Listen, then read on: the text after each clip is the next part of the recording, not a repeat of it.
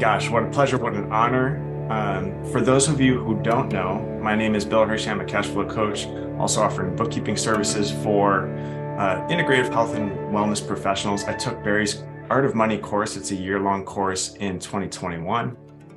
Totally helped me with my relationship with money. You know, not only just working in the finance professions, but also going from being basically a renunciate, living at a meditation retreat center, to being not just in the world working with money on a daily basis, but helping other people do the same. So, you know, super powerful material that we're going to dig into here with Bari. Bari has been doing this for over 20 years.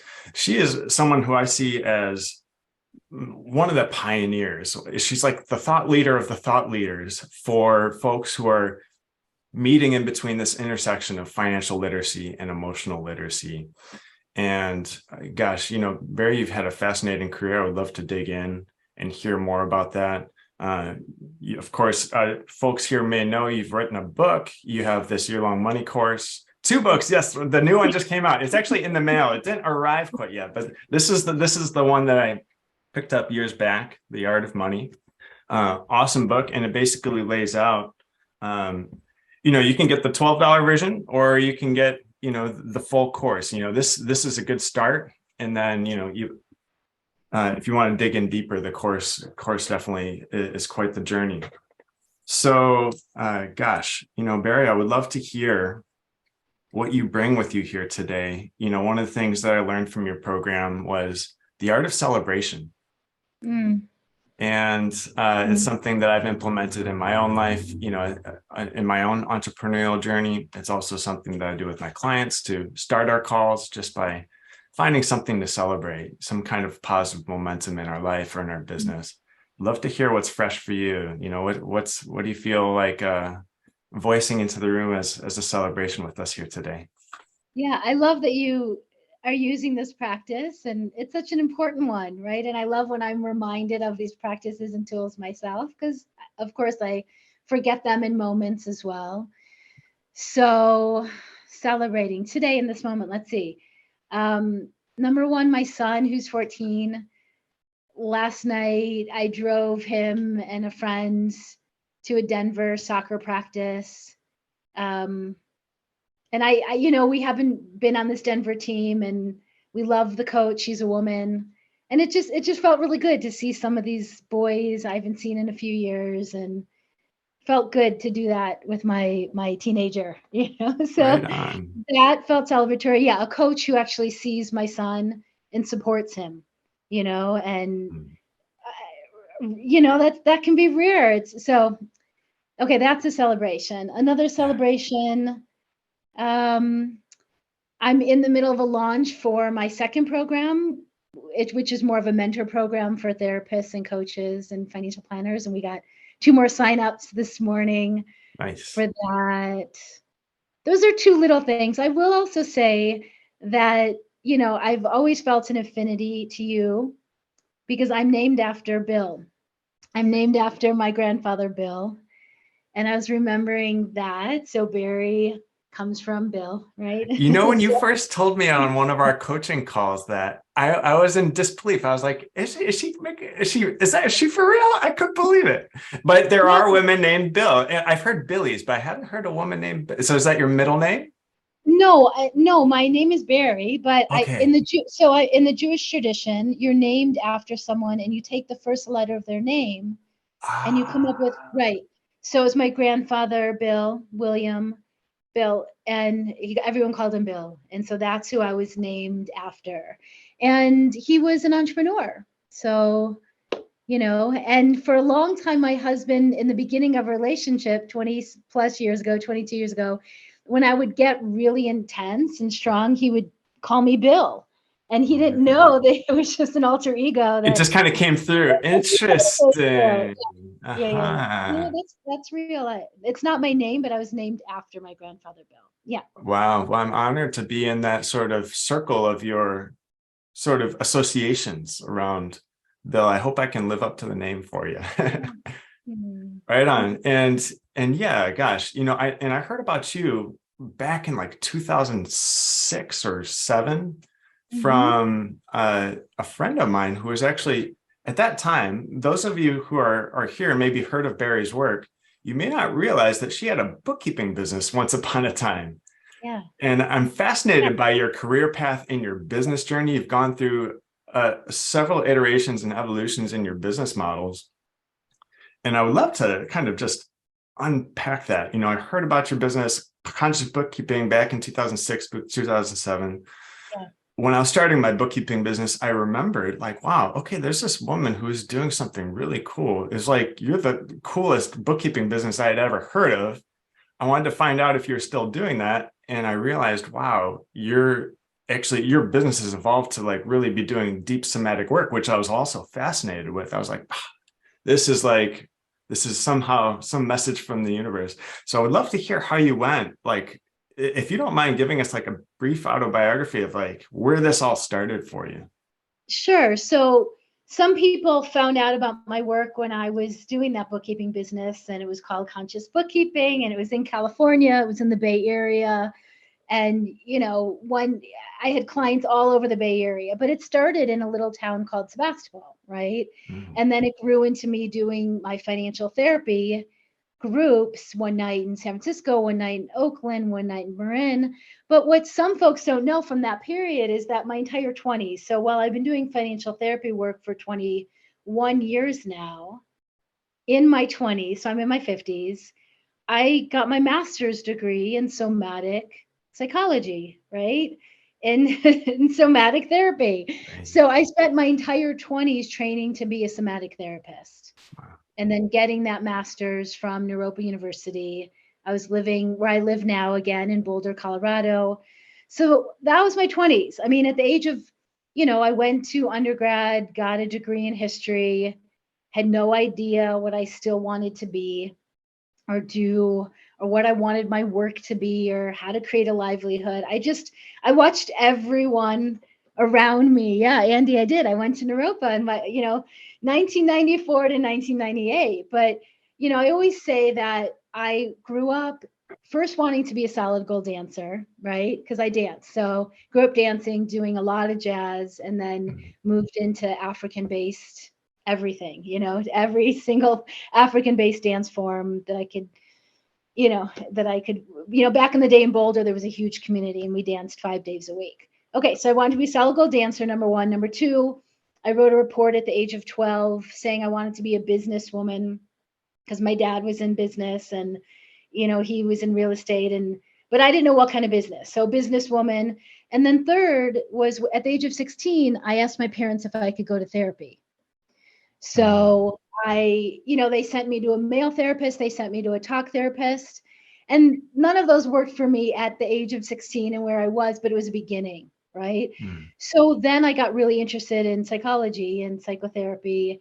And it wasn't until the age of 21, 22, really, and then I started doing this thing called authentic movement and learning how to listen to my body again.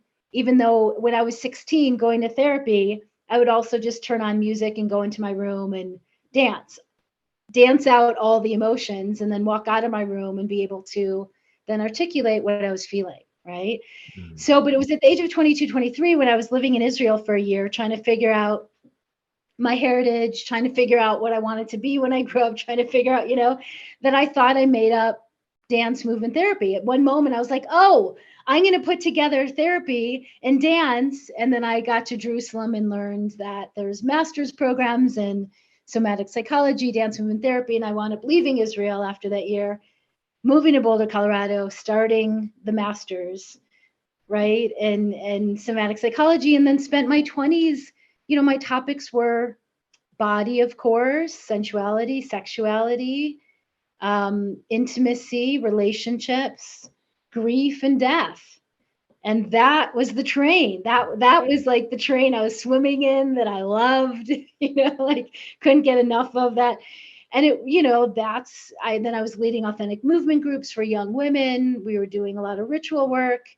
And it wasn't until my student loan came due and I finally finished that program and walked across the stage and got that degree that, it finally hit me. Wait a second, we never talked about money as I was training to be a therapist. Like, how is that even possible? There was never a class on what are your money emotions? How do you work with them? How do you work with them somatically? How do you work with couples if they're fighting around money all the time? How do you start a business and a private practice and do your own bookkeeping? And it was like, it just was astonishing to me in a moment of, how was this left out? And then that moment of, I don't want to deal with this and I'm going to run away. And then that moment of, well, no, I'm going to face it like I do every other big, scary topic in my life. And my first thing was, well, it's just me. I'm the only one who hasn't figured this out. I'm the only one who didn't learn about money. And then it was pretty quickly, no, it was my whole program. They didn't teach it. And then everyone around me, no matter what economic background they came from, what lineage, what family, on and on and on, that we all had strengths around money. We all had challenges. And it was like a flash of, I think I need to head straight into this and I need to learn everything I can. And, first stop was bookkeeping. So that's how that happened. I wound up learning bookkeeping and reading bookkeeping manuals in bed. And my husband, who was my boyfriend at the time, was like, what is happening? What do you do? Who are you? Reading QuickBooks manuals and accounting for dummies and just the whole thing. And then I just realized I wasn't ready to be a therapist. And at the age of 28,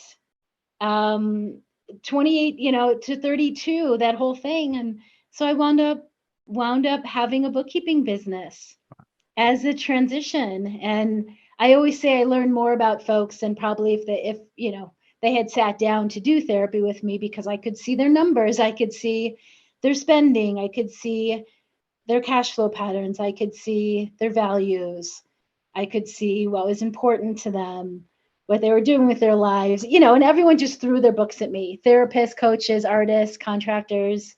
They didn't want to have anything to do with it. And it was an incredible learning. And it was when I was in Sebastopol and this whole thing. And I would just go from one apple orchard to the next and do bookkeeping. And then it became conscious bookkeeping. And then it turned into, now I'm going to train you how to use QuickBooks. And then now I'm going to, and then basically financial therapy was created, in 2001. When one other person on the internet was using it in Canada, using that term, and that term my husband came up with, so he's an incredible namer. And he, I remember, like, I had a teacher, a mentor, Tamara Slayton, I got to be with her the last few years of her life. And she was a huge, big, important mentor to me. And she said, you're going to give a talk on your work. And I was like, what are you talking about? What work and what body of work? And I just went into the woods and was like, what am I supposed to say? And, how do I help people have a conscious relationship to money and savvy relationship and creative and all these adjectives. And I came home and threw up white paper, and my husband came in the little cabin that we were living in the other room, walked 2 steps into the room and helped me name everything. And that's how the first conscious booking methodology, which is now the Art of Money methodology, and came to be. And he said, you're doing financial therapy. And I was like, wow, yes. Wow. And so I started calling myself a financial therapist. And then, to get to the current time, I started teaching my work in tiny little groups of 10 people over and over and over. It grew to 20 people, 50 people. I used to do it in weekend workshops, 6 weeks, 3 months. And then, 10 years ago, it became clear this is a year-long journey. I want to teach people a framework, the tools, the practices that they can keep coming back to, for the rest of their lives. Yeah. Amazing. And, yeah. And so now here we are, and 2 books later, and here's the second book. The second book is a whole workbook. I thought it was going to be a cute little journal with just quotes. And, I have so much content from doing this for so long, and I love journaling questions. So it's a 200-page workbook, and came out last year. Nice. Yeah. Awesome. Gosh, Bari, you've been through such a journey. And, one of the things that really the thought occurred to me first through your program, that the life of an entrepreneur can be a journey of self-development, of even spiritual evolution. And I never Yeah. really thought of it quite like that. And just hearing your journey, I'm hearing that theme recurring through several moments.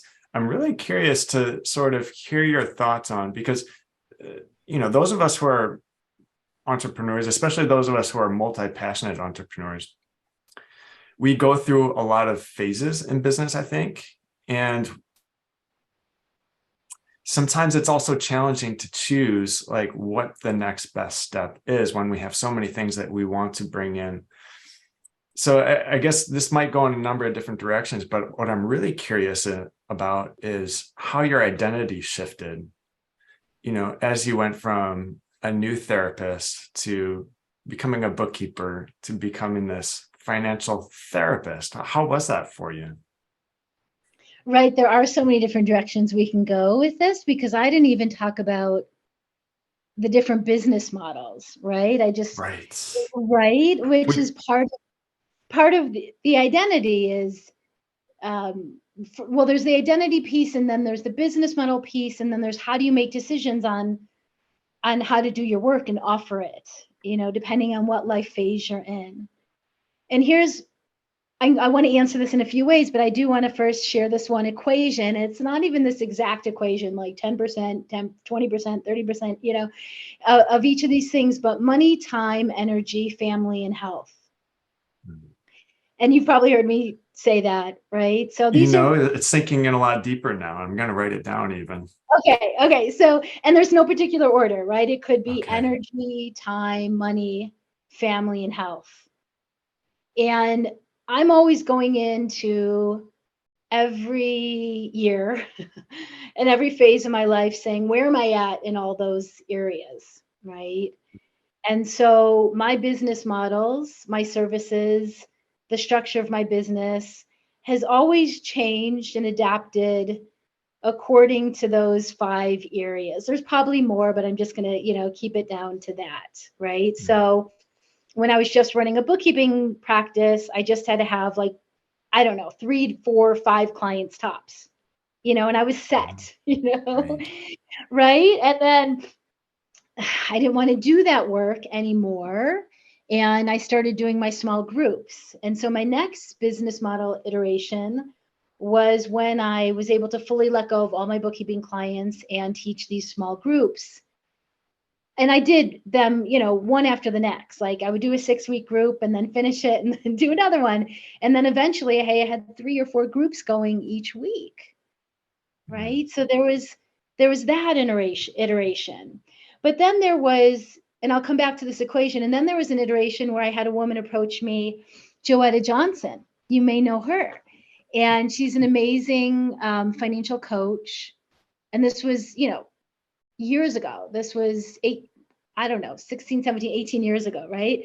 And she took one of my small group classes and she said, I'm in the accounting world, I'm in corporate accounting, and I want to work with you, and I want to, be a business partner. I want to be your business partner, and she had a skill set that I didn't have. So I was really great at going out in the world and giving free talks and saying, here's the methodology, money healing, money practices, money maps. Here are the 3 phases. Here are some tools and practices. I would get people very excited and engaged and feeling brave and ready, even though they were having lots of emotions, but teaching people how to name what those emotions are, work with those emotions, which maybe we can talk about, and just get people ready, to really take on the relationship to money.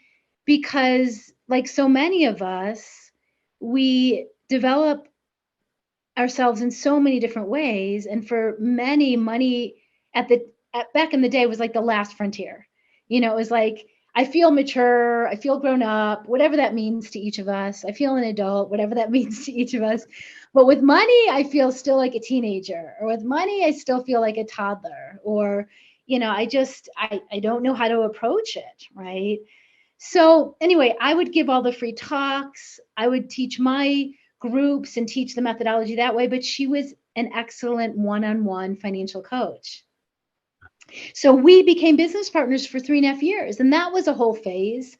It was also a phase when people just started knocking on my door saying, I want to be in your team. And I was like, what team are you talking about? But they were also, I don't know, bookkeepers who were going to get doing a yoga training, or in, a master's degree in counseling and doing bookkeeping on the side, or in corporate accounting and doing yoga. It was all of these folks who were coming to me saying, I'm putting these two together like you are. Can I be on your team? And so then I wound up having a team of bookkeepers underneath me, and bookkeeping trainers and financial coaches. And that was a whole business model, right?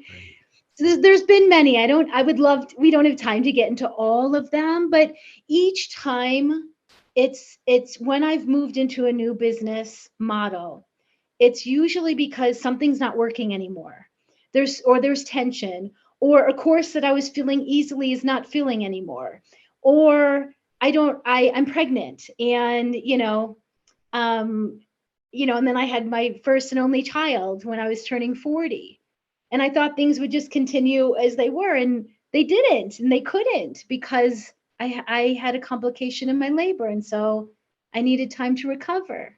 And so every time there needs to be a shift. And I've had business models, like my year-long program was like flying steady and increasing every year for about 7-8 years. And then the pandemic shifted some things for me, like they did for many businesses, not all. Some businesses, like, their revenue, really increased. My husband is not doing it anymore, but he was helping people get online with all the tech stuff, and he was setting everyone up, and his revenue went way up during pandemic year. And mine took a bit of a dive, not a total dive, but definitely there was a dip. And so then this business model that I had for 7 years, that I was really riding, steady, shifted, and I had to make some adjustments. Or when I had my son, I had to make some adjustments. So there's so many layers to this, but I always come in with, what are these 5 areas? Time, money, energy, family, and health. Like, what needs adjustment? I also come in with new questions to ask each time. When I had my son and I had to recover, before that I was in my 30s and had so much energy and was working all hours of the day because I loved it. And so the questions that I brought to that new transition and then shifted to a new business model was, what can I do on 10 hours a week to begin with, while I'm recovering, while I'm so sleep deprived, that I enjoy a lot, that will bring in a nice amount of money, And for 2 years, all I did was a group program twice a year and got 50 people, and that's what I did during that business model. Now, within that, there's shifts around identity and weight. I'm not making as much as I was before. And so I had to have some chats with myself. This is a transition. I'm a mom. Like, this is my priority. I need to recover. I want to be with my son. So every moment in a transition or shift to a new business model, I try to ask new and different questions. And I'll give one more example and then I'll pause. Then there was another moment when my son was 3 turning 4, and all of a sudden I was having trouble filling the 50-person classes, where it used to be easy. And I was like, okay, it's feeling like intense launch. It's feeling something's not working. All right, go back to the equation of time, money, energy, family, health. What can I do right now? Where's my energy? Where's my family at right now? My son's going to be 4. He's sleeping. Okay, I have some more energy. How can I do launching or my business in a different way where it doesn't feel so intense to open up a program? Okay, how can I add more open energy? What does that even mean? Can I be more generous with my content? So up until that point, I had been doing 6-month programs. And I finally realized, what? It's time to do a year program. I have the content. I have the guest teachers. I've been collaborating with folks for years. I want to be more generous with my content and give everything I got in that program. And you know what? I'm going to lower my price point.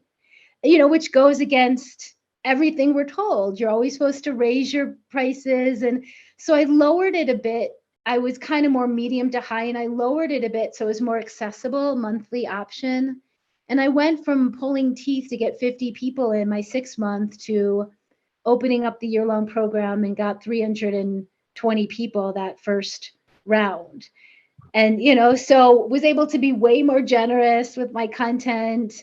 I like the pacing better. I could launch twice and get my year income and, and then bring in a lot more revenue. So there's been so many different business models, sometimes where I've increased revenue, sometimes where I had to decrease revenue.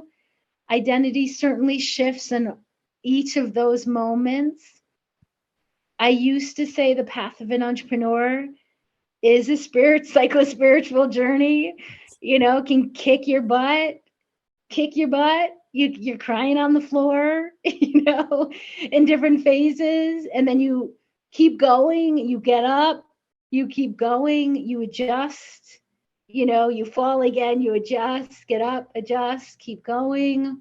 So, I'm slow, steady, and then I have big leaps. I'm a incremental shifter, and then all of a sudden I get a big leap, So I don't know if I answered your question. It does. Yeah.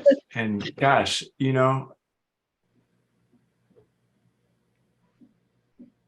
it sounds like you noticed this, and I certainly noticed this too. You kind of put it in the words that I was looking for, that this can be a psycho-spiritual journey, being an entrepreneur. And I'm wondering, maybe you share this observation that I have on life, and maybe others here also do, that sometimes our outer world actually is a reflection of what's going on in our inner world. And that sometimes we subconsciously create our reality in such a way that kind of forces us into certain lessons. If that's even the right word, it may not be the right word, but I'm curious, and maybe kind of stepping into more delicate territory, as you say, you do this wonderful job of holding delicate space with folks in your program. And I would love to kind of bring that to our call here too, in whatever way we can. At what point did it kind of dawn on you that, hey, this is really a psycho-spiritual journey? This is about growth as an individual, as opposed to maybe it was always that way for you, but I'm curious, like maybe some key points that, like, okay, there's more to the story here. It's not just about a revenue target. It's not just about, maybe creating a really cool business that's really fulfilling. Maybe there's like deeper lessons and deeper healing that I, as a human being, am getting from this. I feel as though I was aware of that from the beginning, like from day one. Right on. Wow. I feel like I've moved out of that more, and I've become, don't get me wrong, a little bit more practical, matter of fact, even though I've always had that side to me. Right. But you don't go to graduate school to train to be a therapist unless you're aware that a lot of deeper work needs to happen, that you're willing to engage with it, you're willing to go there, And then when I started the business, it was just like, oh my God, this is just, kicking my ass left and right. And, there's so much to learn here. And I feel we put meaning, we make the meaning of our own stories, of our own journeys, right? That's my, experience. And I think that at the beginning and for so many years, there were just so many lessons left and right.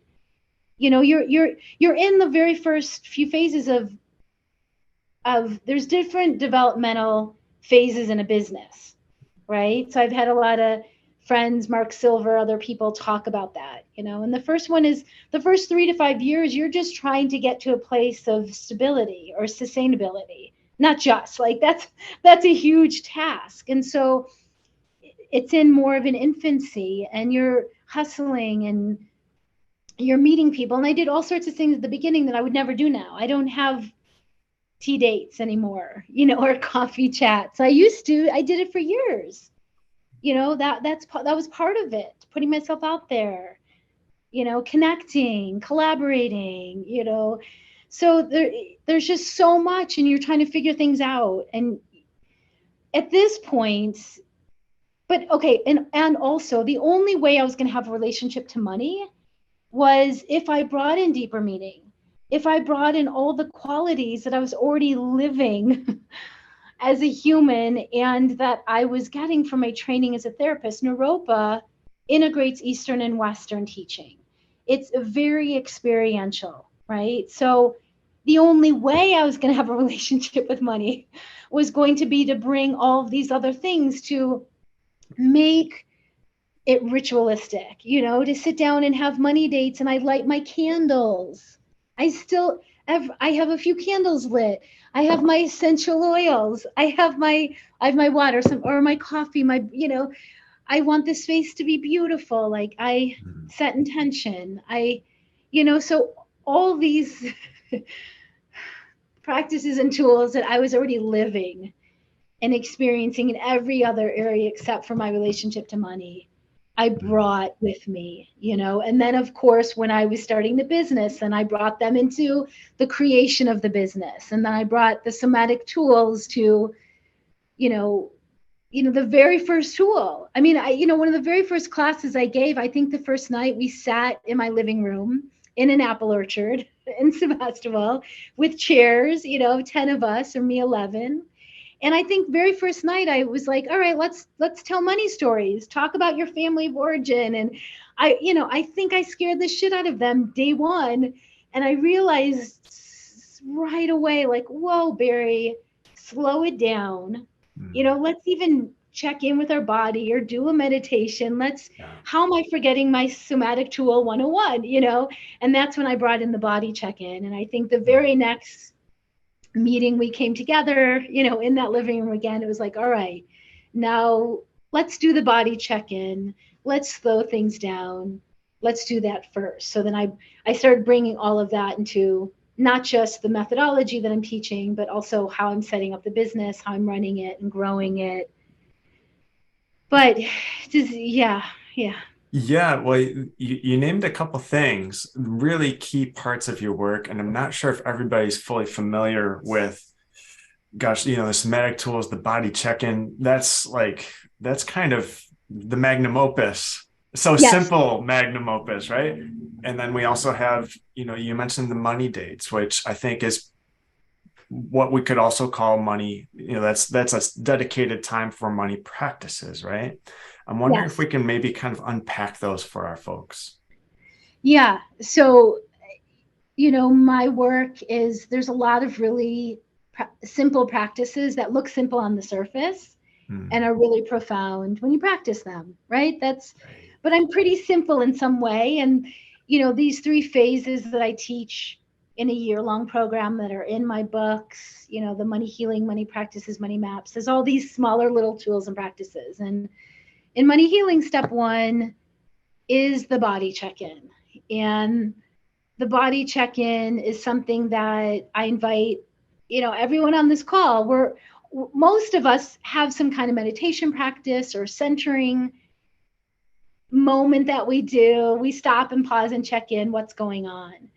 And so a body check-in is that, and I'll say how I do it, but I invite folks to do it before they're going to have a money conversation.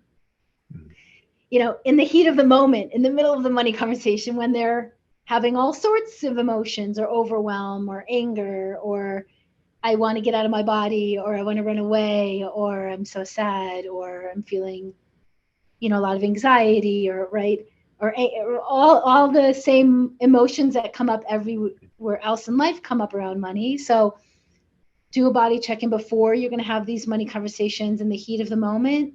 And after, if you forgot to do it before, you forgot to do it during, you still can do one after. How did that? We'll be sharing links. We'll definitely be sharing links. And I'm Bari Tessler, Bari Tessler. You can find me on Instagram and Facebook, and go to my website, please, baritessler.com. You can do a body check-in after. Is like, how did that go? What can I do different next time? So a body check-in can happen before, during, and after money conversations, before, during, and after money decisions, right? When you're going to do online shopping, body check-in. you know, and then bring questions. I love questions. So, do I already have one of these in my closet? Do I need this? Do I just want it? What will I do with this? Will I get the value out of it? You don't have to ask tons, but bring some questions. Do a body check-in, see if you can slow yourself down, right? So body check-in is really just stopping and pausing. And I'm curious Yeah, go ahead. Go if, ahead. you know, for those of us who maybe haven't done a body check-in, I shouldn't say those of us, but anybody here who hasn't done a body check-in, I'm wondering if you could kind of demonstrate that for us briefly. Yeah, And sure. also, like, how would you suggest the process of bringing a question to the body check-in? What are we Okay. looking for with that? Great. Okay, let me break this down because I'm sharing a lot. And so a simple body check-in can happen over 5 seconds, 30 seconds, a whole minute. There's no one way, there's no right way. You can close your eyes, you can keep them open. And a body check-in for me is just taking a moment to check in on a few levels and see what's going on. So on a first level, on a physical level, just what do you notice? If you can be curious, there's no, again, right way, wrong way. So on a physical level, are the soles of your feet touching the floor? Are your legs crossed? Are they open? Are your shoulders up? Are they down? And just take a moment to let yourself notice on a physical level what's happening, right? And then the next level is sensations. So do you notice any sensations in your body, right? Hot, cold, butterflies, movement, stillness. So some of these levels will make sense to you or resonate with some of you and some not, that's okay. But just let yourself notice on a sensation level if there's anything going on in your body. The next level is emotions, feelings. So, and those can be different, but for the simplicity, just what emotion do you notice, right? So, are you angry? Are you sad? Are you, feeling some anxiety? Are you feeling sleepy? I'm adding in more here. Are you feeling guilty? Are you feeling, you want to leave your body? Are you feeling shame? Are you feeling right? And then there's the other end of the spectrum, might be feeling joy or excitement or hope, right? We don't want to leave out that side of our relationship to life and everything and money. And so just notice what's going on, any emotions. You might have one, you might have two. Usually when people are starting to take a course like mine or, even think about it, it's like they're coming in with anxiety and hope. They're coming in with, I'm scared and I'm feeling a little joy, that I'm doing this. So, there can be two, there can be a few. And then the next level is your breathing. So, where do you notice your breathing in your body? Is it in your throat? Is it in your chest? Is it down solar plexus? Is your breathing down in your belly? How shallow? How deep? That's a body check-in, right? That's the first version of it. It's just on a physical level, sensation level, emotional level, breathing level. What is going on? Okay, what's going on in this moment? What's going on? Then I always like to end my body check-ins, which is with a tool that people are now calling resourcing in the somatic experiencing world, right? When I was studying somatic psychology, somatic experiencing wasn't a thing. Peter Levine's very first book came out in 1998 when I was graduating. So I had all these incredible somatic teachers that, we had different names for it, or, it wasn't called trauma informed. It wasn't called, but when you're done with the body check-in, to complete it, ask yourself, what is one little adjustment that you can make that would help you feel more resource, that would help you feel more present, that would help you feel more, whatever the word is, right? It could be loosening your jaw. It could be doing a little shoulder shimmy. It could be seeing if you can get your breath just a few inches down in your body, right? Again, there's no one way, there's no right way. It's what is one little adjustment that I can make to help me feel more present right now? I love that. I love that part of a body check-in, right? And so that's how I've always done body check-ins, with the body check-in and then the resourcing question at the end, right? And then to invite yourself to do this right before money conversations with your honey, your parents, your kids, in the heat of the moment. Afterwards is a debriefing. How did that go? What could I have done different? You know, what was really going on there? So that's that terrain. Now, of course, every time you practice it, it's different. You know, what are we doing? We're trying to slow ourselves down in these moments. We are trying to collect some data. What's going on? Who am I? What are the money emotions that come up for me? And that all leads to another part of money healing, which is, what's your money story? And, you know, your money story is made up of your lineage, your ancestry, religion, spirituality, where you were born, economic class, personality type, Enneagram, you know, like all of it. And then how you interpreted that as a kid, and then how you responded or reacted or rebelled, right? And so the body check ins do lead into you clarifying more of what's your money story, the good, the bad, the strengths, the challenges, right? And what patterns are healthy, what are unhealthy, what are you continuing today that you want to be, that you don't want to be. So the body check-in, this simple practice leads to, you know, or brings awareness, which leads to understanding, which leads to being able to make changes where you want. So I'm just, you know, touching on it a teeny bit, right? But that's a little bit about when people say, like, how do I even begin to heal my relationship to money? You know, yes, I love bookkeeping systems, love them, you know, Right. and money dates are the next step. But step one for me is always body check in. Mm. Always, always, always body check in.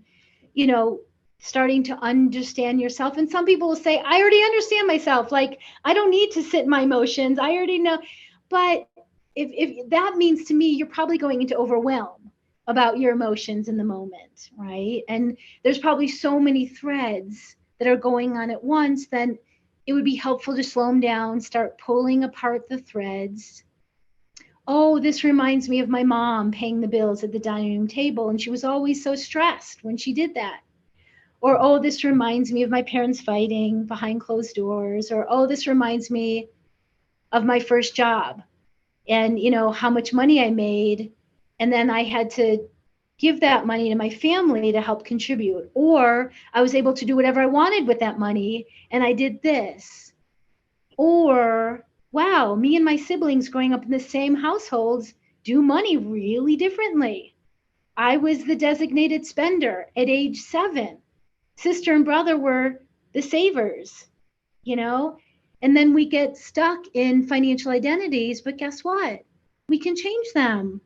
We can I learned at one point, oh, guess what? I'm a spender and I can be a saver, you know? So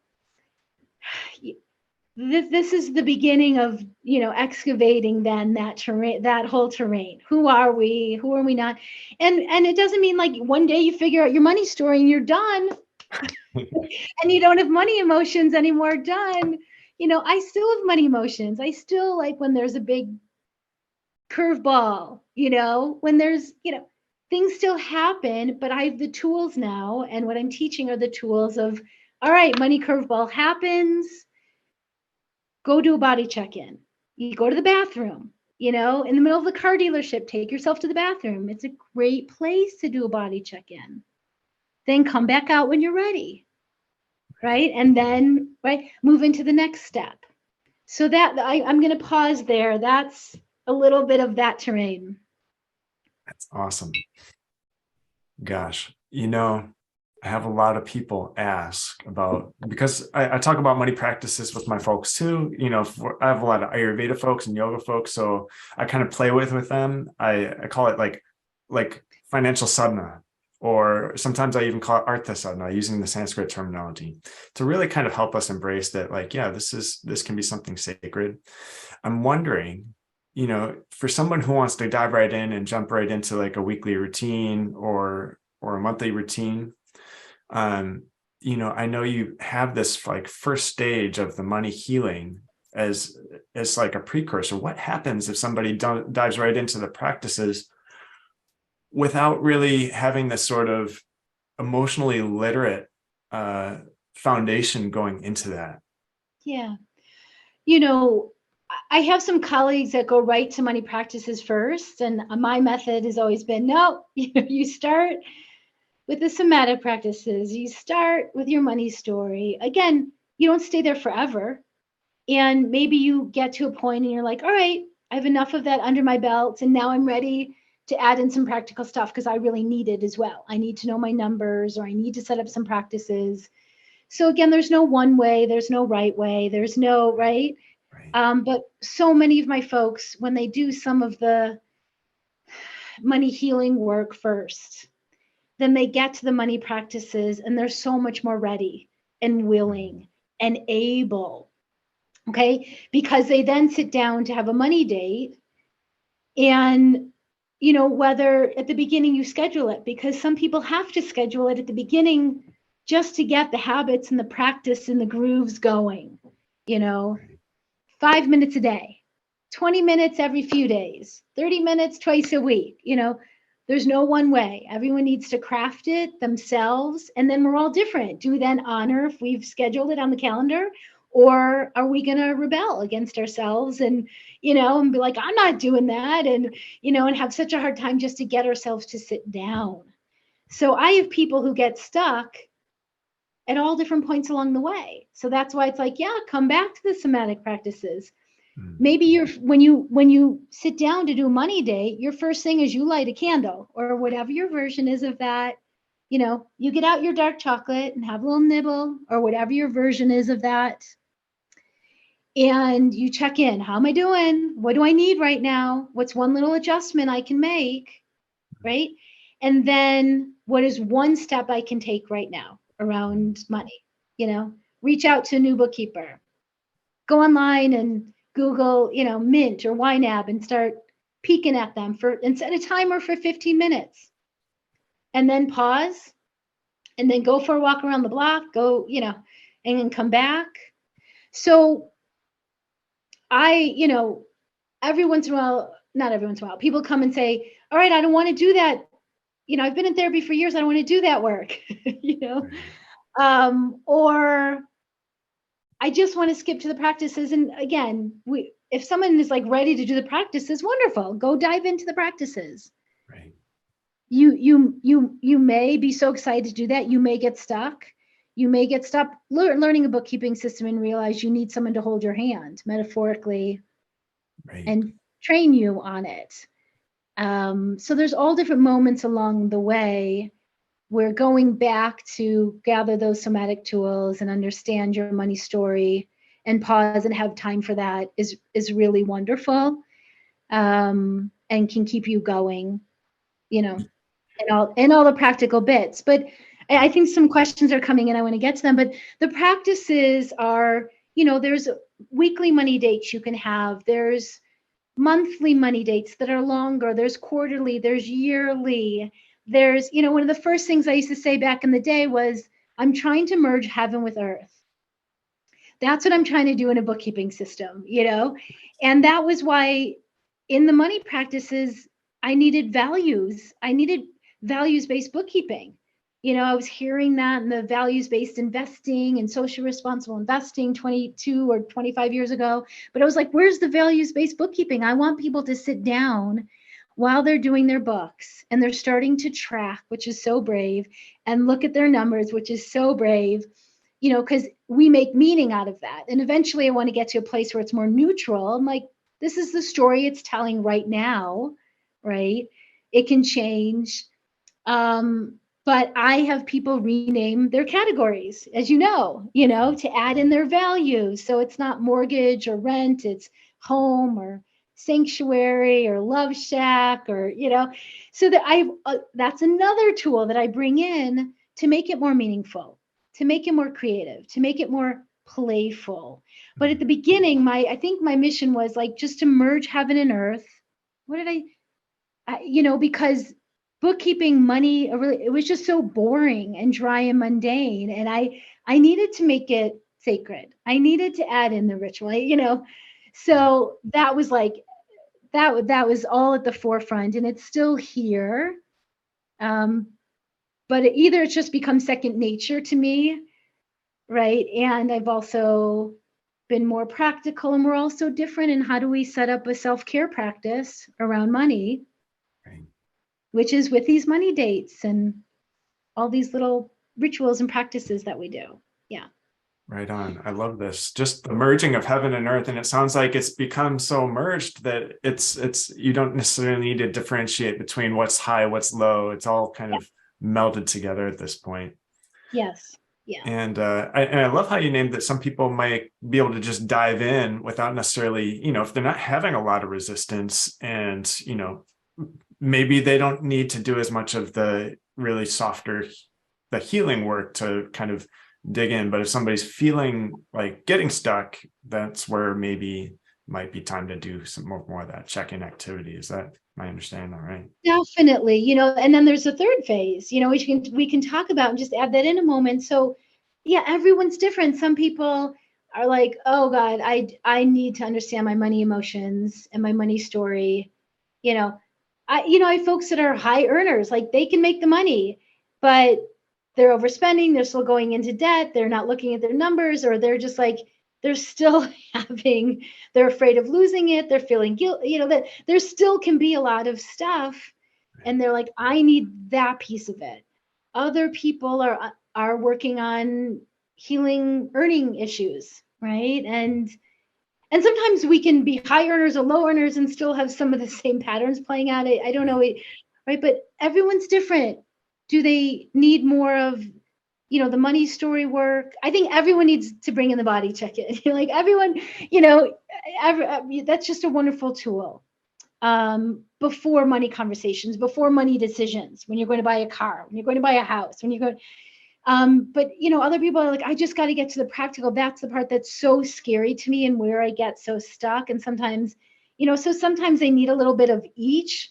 And some of us are, we have a hard time thinking about future and planning for future, or even going into, making decisions or money decisions or purchases. And we don't know how to do that. We don't know if we're making a good decision or if we're, and so that's where those questions that you had asked earlier, that's where in phase 3, it's money maps. And so, yes, it's what some people call budgeting, but I hate the word budgeting. Many people do. It's like rigid and tight. It's like a bad diet, and so I teach a whole different way of how to set intention and how to do a money map in 3 tiers. So you're looking at what do you consider basic needs? And what do you consider the second tier, comfortable lifestyle? And third is ultimate. And those 3 tiers change over, every few years. They look different. And what they look like for me is different than someone else, and someone else who's living in a different part of the world. So there's a whole piece around that. But then there's this piece around how do you start writing out questions to bring to small money moments, decisions, to medium ones, to large ones. I talked about online, shopping and like asking yourself a few questions. Do I need this? Do I already have one? Or, I've written many articles about car buying and like me totally having a mild freak out, anxiety coming up in a car dealership years ago, and how I dealt with that. Body checking in the bathroom, came out, then was ready to have a little money date with my husband. And we asked our questions. Do we have the cash flow for this?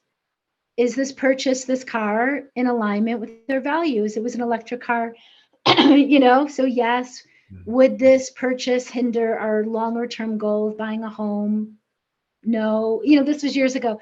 So there's no one set of questions. You can make them up. So that's the third phase. But the third phase is, again, going back to what phase of life are you in? What are priorities and values for you now? That equation of money, time, energy, family, and health comes in.